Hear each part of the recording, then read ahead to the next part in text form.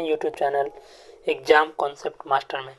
आज हम देखेंगे बिहार एसआई की मुख्य परीक्षा जो 2018 को हुई थी उसके सारे प्रश्नों को हम देखेंगे।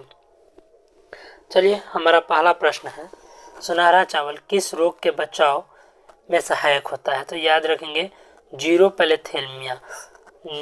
जीरोपैलेथेमिया जो है एक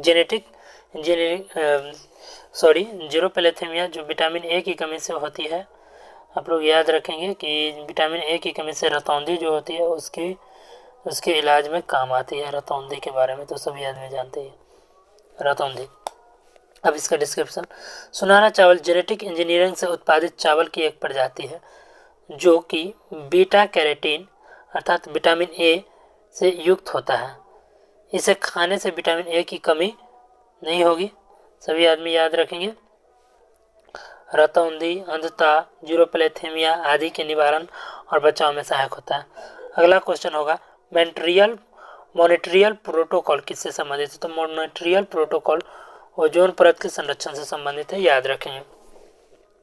मॉनिट्रियल प्रोटोकॉल ओजोन परत के संरक्षण हेतु सितंबर 1987 में हस्ताक्षरित एक अंतर्राष्ट्रीय संधि है जिसके तहत फ्लोरोकार्बन एवं अन्य ओजोन क्षयकारी पदार्थों का उत्पादन चरणबद्ध रूप से बंद करने का निर्णय लिया गया।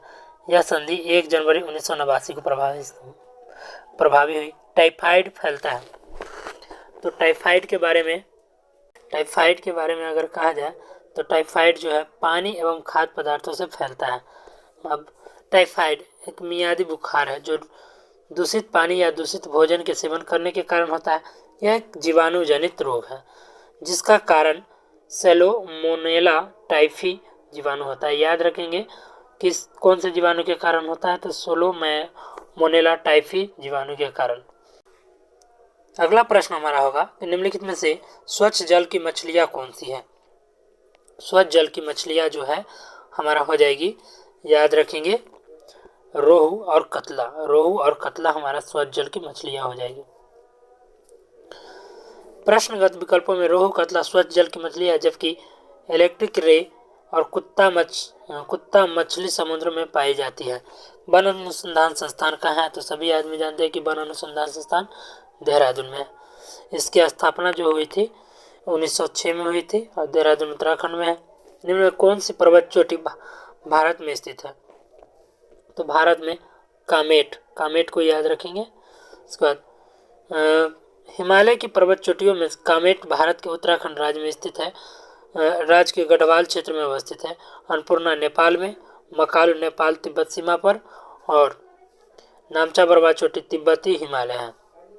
याद रखेंगे कि कामेट जो है उत्तराखंड में है, राज्य के गढ़वाल क्षेत्र में, अन्नपूर्णा नेपाल में, मकालू नेपाल व तिब्बत सीमा पर, नामचा बरवा जो है तिब्बती हिमालय क्षेत्र पर।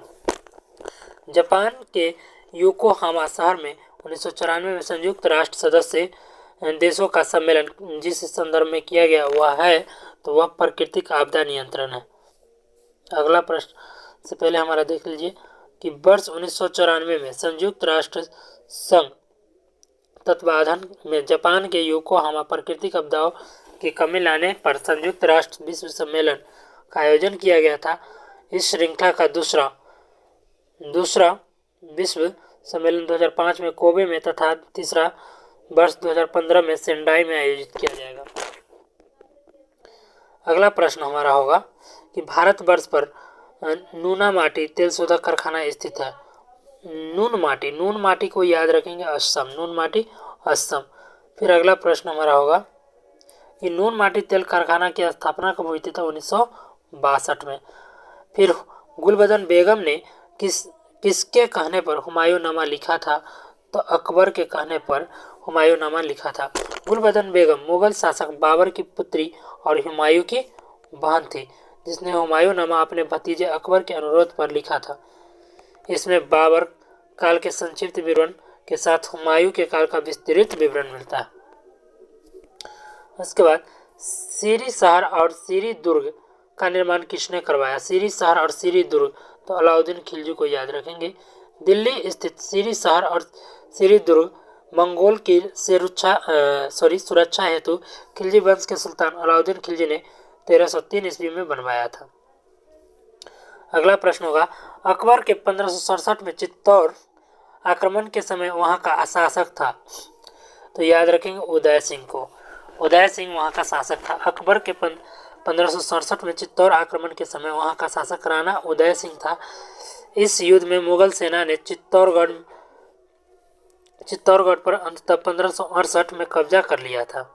1567 में आक्रमण करता है और 1568 में कब्जा कर लिया तथा राजपूत सेनानी जयमल और फतेह सिंह को वीरगति को प्राप्त हो जाते हैं। शेरशाह का मकबरा कहाँ है? तो सभी आदमी जानते हैं, अपना बिहार सासाराम में। अगला प्रश्न हमारा होगा कि शेरशाह सूरी का मकबरा बिहार के सासाराम में स्थित है और शेरशाह कालिंजर के किले पर चढ़ाई के दौरान बारूद विस्फोट में 1545 में मृत्यु हो जाती है। कथा सरित सागर के लेखक कौन है? याद रखेंगे दोस्तों, सोमदेव को याद रखेंगे। कथा सरित सागर के लेखक कौन है? सोमदेव है। उसके बाद अगला प्रश्न होगा कि गुप्तकालीन प्रथम गणितज्ञ व खगोल शास्त्री कौन थे? तो आर्यभट्ट को याद रखेंगे। उसके बाद गुप्तकालीन प्रथम गणितज्ञ एवं खगोल शास्त्री आर्यभट्ट थे। उन्होंने ही सर्वप्रथम प्रतिपादित किया कि पृथ्वी गोल है और अपनी धुरी पर घूमती है। निम्न में कौन जैन धर्म के 23वें तीर्थंकर थे? तो याद रखेंगे पार्श्वनाथ। महावीर स्वामी 24वें नंबर के तीर्थंकर थे और नेमिनाथ 22वें नंबर के। ऋषभ जो थे प्रथम थे, जैन धर्म के पहले थे। उसके बाद निम्नांकित में से किसने हिंदी भाषा को भारत में राष्ट्रभाषा के रूप में स्वीकारा व पहली बार स्वराज शब्द का प्रयोग किया? तो पहली बार स्वामी दयानंद सरस्वती ने स्वराज शब्द का प्रयोग किया। आर्य समाज के संस्थापक स्वामी दयानंद सरस्वती ने हिंदी भाषा को भारत की राष्ट्रभाषा के रूप में स्वीकारा और पहली बार स्वराज शब्द का प्रयोग किया। उन्होंने अपना प्रख्यात ग्रंथ सत्यार्थ प्रकाश हिंदी भाषा में ही लिखा था। कौन? दयानंद सरस्वती। अखिल भारतीय राष्ट्रीय कांग्रेस के प्रथम भारतीय महिला अध्यक्ष कौन बनी थी? तो याद रखेंगे सरोजनी नायडू। और ऐसे तो एनी बेसेंट याद रखेंगे, एनी बेसेंट को। अगला प्रश्न हमारा होगा, एक मिनट दोस्तों, कि अखिल भारतीय राष्ट्रीय कांग्रेस की प्रथम महिला अध्यक्ष सरोजनी नायडू 1925 में कांग्रेस के कानपुर अधिवेशन की अध्यक्ष चुनी गई और भारतीय राष्ट्रीय कांग्रेस की पहली महिला अध्यक्ष आयरिश महिला एनी बेसेंट 1917 में कलकत्ता अधिवेशन में बनती है। उसके बाद अगला प्रश्न हमारा होगा, रविंद्रनाथ टैगोर ने सर की उपाधि को क्यों लौटा दिया? तो जलियांवाला बाग हत्याकांड के विरोध में। अगला प्रश्न से पहले अमृतसर के जलियांवाला बाग में जनरल डायर द्वारा कराए गए भीषण नरसंहार 13 अप्रैल 1919 के विरोध में रविंद्रनाथ टैगोर ने ब्रिटिश सरकार द्वारा दी गई नाइटहुड या सर की उपाधि को लौटा दिया तथा शंकरन नायर ने वायसराय की कार्यकारिणी परिषद से इस्तीफा दे दिया और महात्मा गांधी जो थे कैसर-ए-हिंद की उपाधि लौटा देते। 1937 में कांग्रेस मंत्रिमंडल कितने प्रांतों में विभक्त थी? तो याद रखेंगे 6 को याद रखेंगे। 1937 में चुनाव में 11 में से 5 प्रांत मद्रास, बिहार, उड़ीसा, मध्य प्रांत और संयुक्त प्रांत में कांग्रेस के पूर्ण बहुमत प्राप्त हुए, जबकि बम्बई प्रांत में इसे लगभग बहुमत मिला और इन 6 प्रांतों में कांग्रेस की सरकार बनी, जबकि पश्चिमोत्तर प्रांत और असम में भी कांग्रेस सत्तारूढ़ गठबंधन सरकारों के मंत्रिमंडल में शामिल हुई। जो गठबंधन मंत्रिमंडल था प्रश्नानुसार कांग्रेस के मंत्रिमंडल अब कहता है भारतीय मुस्लिम लीग की स्थापना कब हुई थी? तो याद रखेंगे दोस्तों 1906 को। अखिल भारतीय मुस्लिम लीग की स्थापना दिसंबर 1906 में ढाका के नवाब सलीमुल्लाह तथा आगा खां आदि के द्वारा किया गया था। अगला प्रश्न होगा, प्रार्थना समाज के संस्थापक कौन थे? तो महादेव गोविंद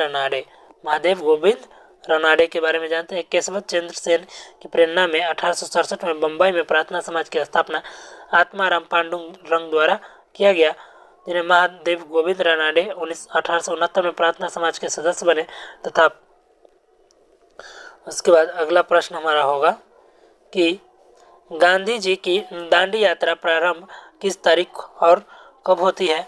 तो यह जो है 12 मार्च 1930 को दांडी यात्रा प्रारंभ होती है। 12 मार्च 1930 को अपने चुने हुए अनुयायियों के साथ साबरमती आश्रम से अपना ऐतिहासिक दांडी मार्च प्रारंभ किया और 24 दिन की लंबी यात्रा के बाद उन्होंने 6 अप्रैल 1930 को दांडी नामक स्थान पर सांकेतिक रूप से नमक कानून तोड़कर सविनय अवज्ञा आंदोलन की शुरुआत की। सविनय अवज्ञा आंदोलन। उसके बाद अगला प्रश्न हमारा होगा कि अंतर्राष्ट्रीय मुद्रा कोष वित्तीय किसके द्वारा किया जाता है? तो सदस्य देश के द्वारा। बेरोजगारी मुद्रास्फीति की संयुक्त घटक कहलाती है तो स्टैगफ्लेशन। कहता है बेरोजगारी एवं मुद्रास्फीति की संयुक्त घटक स्टैगफ्लेशन कहलाती है। स्टैगफ्लेशन वस्तुतः आर्थिक मंदी एवं मुद्रास्फीति की संयुक्त स्थिति है, जबकि अर्थव्यवस्था की वृद्धि दर में गिरावट के साथ उच्च मुद्रास्फीति और उच्च बेरोजगारी दर शामिल होती है। उसके बाद अगला प्रश्न हमारा होगा कि बैंक दर को बढ़ाने का प्रभाव कम हो जाएगा यदि यह जो होगा सीआरआर की कम कर दी जाए। अगर केंद्रीय बैंक द्वारा बैंक दर बढ़ाए जाने के फलस्वरूप वाणिज्यिक बैंकों के लिए ऋण हेतु तरलता की उपलब्धता कम होगी, उसी प्रकार सर्वाधिक संविधिक तरल अनुपात SLR और नगद अंतरिक्ष अनुपात CRR बढ़ाने पर बैंकों की तरलता कम होगी, जबकि CRR कम करने पर बैंकों के पास ऋण देने के लिए तरलता अधिक होगी, जिससे बैंक दर को बढ़ाने का प्रभाव कम हो जाएगा। अगला प्रश्न हमारा होगा निम्न सार्वजनिक उपक्रम में कौन सा महारत्न नहीं है? तो याद रखेंगे कि महारत्न कंपनी फेल है, गेल है और सेल है। उसके बाद महारत्न कंपनी भारत में heavy electricals, BPCL Bharat petroleum corporation limited, CIL coal India limited, HPCL Hindustan petroleum corporation limited, Indian oil corporation limited, IOCL, NTPC limited, ONGC limited, power grid corporation limited of India limited, GAIL हो गया, और steel authority of India limited और power finance of corporation REC limited. यह total 12 जो हो गया महारत्न company. उसके बाद अगला प्रश्न होगा निम्न में से बहुआयामी गरीबी सूचकांक के संबंध में गलत है? तो सही कथन सूचकांक में 3 आयाम स्वास्थ्य, शिक्षा और जीवन स्तर है। सूचकांक में प्रत्येक आयाम को समान भार दिया जाता है और सूचकांक में 10 प्रचलन शामिल है। अगला प्रश्न हमारा होगा, देखेंगे दोस्तों कि भारतीय नियोजन के वास्तुकार कौन थे? तो भारतीय नियोजन के वास्तुकार जो थे पंडित जवाहरलाल नेहरू और उसके बाद PC महालनोबिस। पंडित जवाहरलाल नेहरू और PC महालनोबिस थे।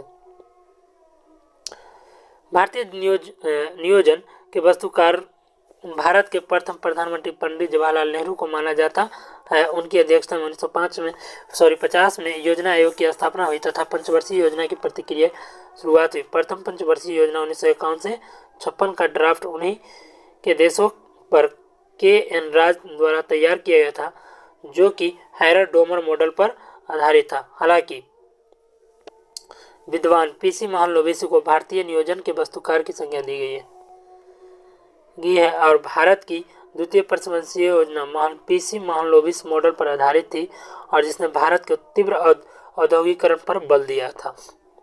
अगला प्रश्न है हमारा कि निम्न में उनकी पहचान करें जो रिजर्व बैंक का कार्य नहीं है। तो याद रखेंगे कि विदेशी विनिमय भंडार का संरक्षण है, उसके बाद करेंसी जारी करना है और नगद आरक्षण संरक्षण रखना है। उसके बाद तिलहन के उत्पादन में वृद्धि का कारण है। तो तिलहन के उत्पादन में पीली क्रांति, सभी आदमी जानते हैं पीली क्रांति के बारे में। उसके बाद भारत के किस राज्य में शिशु मृत्यु दर सबसे कम है? तो ये हो जाएगा आपका केरल। अगला प्रश्न हमारा होगा कि विश्व व्यापार संगठन का मुख्यालय कहाँ है? तो जेनेवा।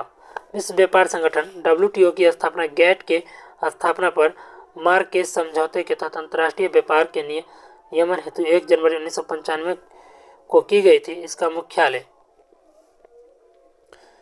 मुख्यालय जो है जिनेवा में है। उसके बाद अगला प्रश्न हमारा रीजनिंग का है। और भारतीय संविधान के में प्रारंभ में मौलिक कर्तव्यों का प्रावधान नहीं था और संविधान संशोधन द्वारा संविधान के किस भाग में इसका समावेश किया गया? तो याद रखेंगे 4 के ए के तहत।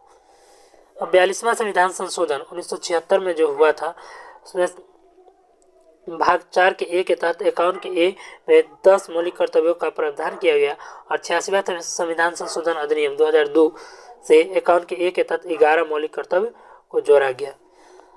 राज्य पृथ्वी पर ईश्वर का अवतार है, उक्त कथन किस विचारक का है? तो यह जो है हेगेल का है। जर्मन विचारक हेगेल का कथन है राज्य पृथ्वी पर ईश्वर का अवतार है।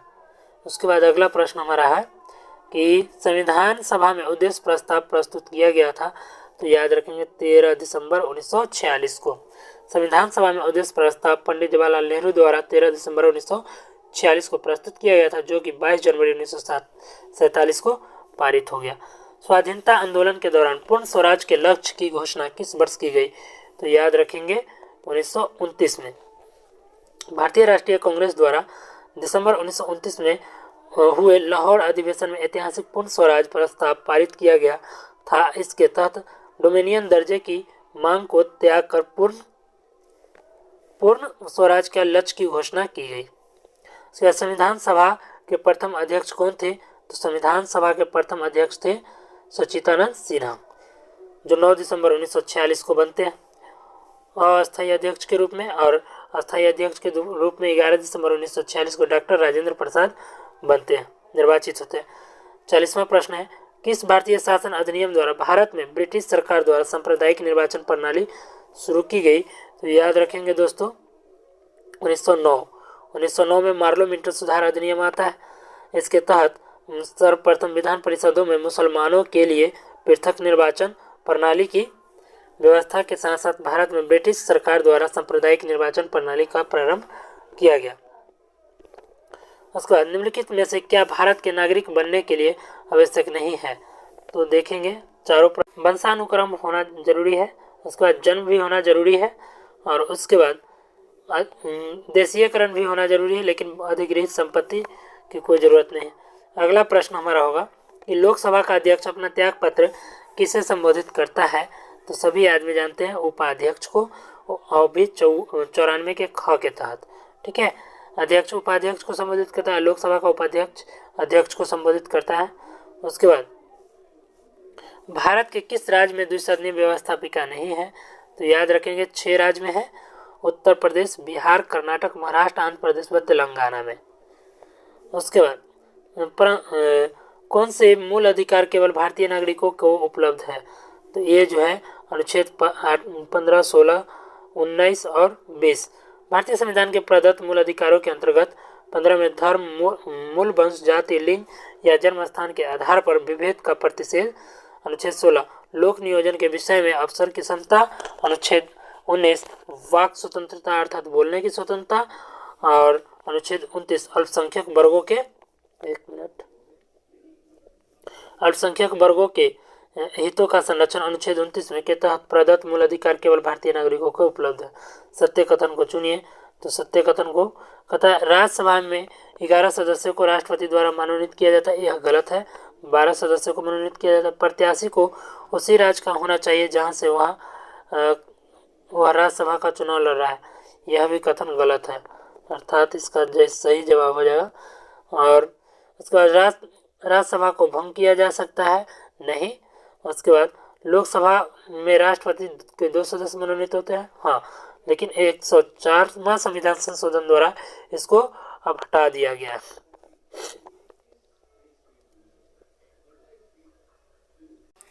अगला प्रश्न है सत्य कथन चुनिए। तो सत्य कथन वित्त आयोग संवैधानिक निकाय है और हर 6 वर्ष पर वित्त आयोग अपनी रिपोर्ट पेश करता है, अनुच्छेद 280 के तहत, याद रखेंगे दोस्तों। उसके बाद राज्यसभा में गण पूर्ति हेतु कितने सदस्यों की आवश्यकता होती है? तो राज्यसभा की बात की तो 1/10, तो 1/10 कितना हो जाएगा? 250 का 25। उसके बाद अगला प्रश्न हमारा होगा कि निम्नलिखित में कौन सा कारक अभिक्रिया दर पर कोई प्रभाव नहीं डालता है? तो यह जो है एथैलेपी में परिवर्तन, तापमान, उत्प्रेरक और सांद्रता अभिक्रिया में प्रभाव डालता है। उसके बाद कार्बन नैनोट्यूब निम्न में से किस संरचना का परिवार का सदस्य है? तो याद रखेंगे फ्लोरेंस। और उसके बाद अगला प्रश्न होगा कि कॉपर के किस मिश्र धातु ने जिंक नहीं होता है? तो यह जो है बेल धातु में जिंक नहीं होता है, जबकि बेल धातु में टीन का मिश्रण, तांबा और टीन का मिश्रण होता है। अगला प्रश्न याद रखेंगे दोस्तों, फेफड़ों का सफेद कैंसर किसके कारण होता है? तो एस्बेस्टस के कारण। फेफड़ों का सफेद कैंसर एस्बेस्टस के कारण होता है।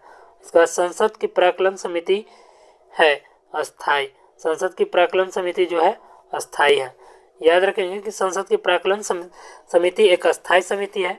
इसके लोकसभा के 30 सदस्य होते हैं। इसमें लोकसभा के 30 सदस्य होते हैं, जिनका चुनाव अनुपातिक प्रतिनिधित्व प्रणाली के आधार पर 1 वर्ष हेतु किया जाता है। यह समिति वार्षिक बजट प्राक्कलनों की जांच करती है और विभिन्न मंत्रालयों के व्यय और कार्य संचालन का पर्यवेक्षण करता है। वित्त आयोग के संदर्भ में गलत कथन चुनिए। तो वित्त आयोग के संदर्भ में वित्त आयोग द्वारा की गई सिफारिशों द्वारा राष्ट्रपति पर बाध्यकारी होती है। और अगला प्रश्न होगा वित्त आयोग के अध्यक्ष पद के लिए योग्यता संविधान निर्धारित की गई है।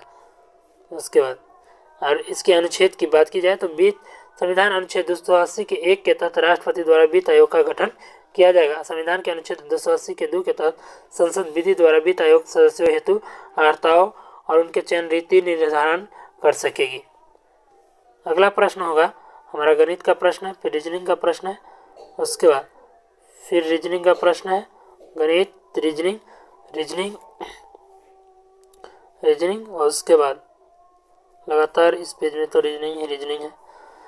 दोस्तों वीडियो अच्छी लग रही हो तो चैनल को लाइक, शेयर, सब्सक्राइब करें। और अगला प्रश्न हमारा होगा कि क्योटो प्रोटोकॉल का उद्देश्य निम्न में से किस मात्रा को कम करना है? तो याद रखेंगे ग्रीन हाउस गैस को। उसके बाद ऊर्जा का स्तूप होता है तो याद रखेंगे हमेशा सीधा। ऊर्जा का पिरामिड किसी भी परिस्थिति में पारिस्थितिकी तंत्र की खाद्य श्रृंखला में पोषण स्तरों के मध्य एक पोषण स्तर से दूसरे पोषण स्तर में ऊर्जा के प्रवाह को प्रदर्शित करता है। ऊर्जा का पिरामिड सीधा होता है क्योंकि प्रत्येक पोषण स्तर से ऊर्जा के हस्तांतरण के दौरान ऊर्जा का ह्रास होता है। अगला प्रश्न है, परंपरागत रूप से क्रिकेट बैट के निर्माण में किस पेड़ के काष्ठ का उपयोग किया जाता है? तो सभी आदमी जानते हैं बीलों के बारे में। उसके बाद भारत का राष्ट्रीय पुष्प तो सभी आदमी जानते हैं निलंबो न्यूसिफेरा, कमल का ही रस क्या है केमिकल नेम है।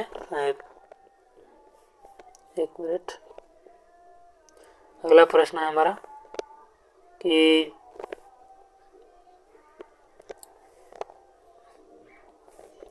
जीव विज्ञान के पिता कौन है? तो अरस्तु हो जाएंगे जीव विज्ञान के पिता। और निम्न में कौन सा कूट फल है? निम्न में कौन सा एक कूट फल है? तो याद रखेंगे pome, drop स्लिप्सला पीपो।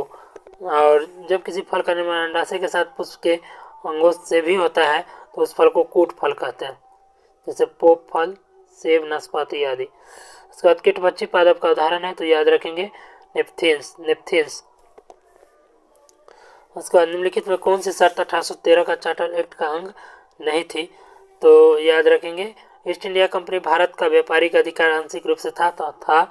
East India company Bharat का व्यापारिक अधिकार पूर्ण रूप से समाप्त कर दिया गया तो 1817 में, यह वाला गलत है।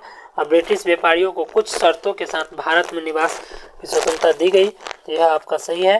उसके बाद चीन से कंपनी ने चाय व्यापार को सुरक्षित रखा तो हाँ, यह भी आपका सही है। अगला प्रश्न हमारा होगा कि एक प्रकाश वर्ष बराबर होता है तो एक प्रकाश वर्ष बराबर 9.46 गुने 10 के पावर 12 किलोमीटर, मीटर में बदले तो 9.461 गुने 10 के पावर 15 मीटर के बराबर होगा। अगला प्रश्न हमारा होगा कि निम्न में से कौन सा नियम रॉकेट प्रणोदक में शामिल होता है? तो रॉकेट प्रणोदक में जो है न्यूटन के गति का तीसरा नियम। उसके बाद निम्न में कौन सा ग्रह सौरमंडल के वैक्यूम क्लीनर की भांति कार्य करता है? तो बृहस्पति जो है सौरमंडल के वैक्यूम क्लीनर के भांति कार्य करता है। कहता है बृहस्पति ग्रह सौरमंडल के वैक्यूम क्लीनर के भांति कार्य करता है क्योंकि यह अपने शक्तिशाली गुरुत्वाकर्षण बल के कारण बहुत से क्षुद्र ग्रह, उल्कापिंड तथा धूमकेतु को अपनी तरफ खींच लेता है, जिससे अन्य ग्रह इनकी टक्कर से बच जाते हैं। अगला प्रश्न होगा, यदि वायुमंडल दाब के पारे 76 सेंटीमीटर से कम हो तो पानी जो है 100 डिग्री सेल्सियस से कम पर ही उबल जाएगी। याद रखेंगे दोस्तों। उसके बाद अगला प्रश्न हमारा होगा, सूर्य व तारों में ऊर्जा का मुख्य स्रोत क्या है? तो सभी आदमी जानते हैं, नाभिकीय संलयन। उसके बाद पेयजल में निम्न में किसकी अधिकता के कारण ब्लू बेबी सिंड्रोम होता है? तो ब्लू बेबी सिंड्रोम नाइट्रेट की अधिकता के कारण। उसके बाद ब्राटलैंड रिपोर्ट जो सतत विकास के संदर्भ में है उसका शीर्षक है, तो याद रखेंगे our common future, our common future. और प्रत्येक वर्ष विश्व जल दिवस कब मनाया जाता है? तो याद रखेंगे 22 मार्च को, 22 मार्च को विश्व जल दिवस मनाया जाता है। अगला प्रश्न है, मेघालय की गारो पहाड़ियाँ निम्न में से किस फसल के उत्पादन के लिए जानी जाती है? तो याद रखेंगे रबर के।